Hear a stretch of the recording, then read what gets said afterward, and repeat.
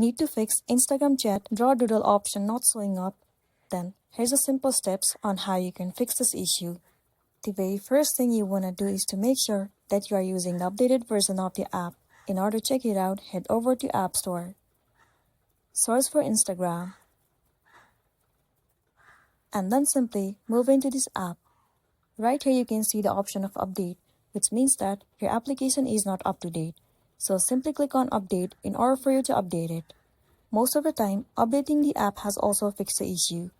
But if you're still facing the issue, then head over to the settings. Move into general and then head over to iPhone storage. Head over to Instagram. Tap on offload app and once again, click on offload app. It will clear the cache and the storage of the application. It will also remove all of the unwanted bugs and make your application run smoothly. This might also fix the issue that you have been facing. And then you'll be good to go.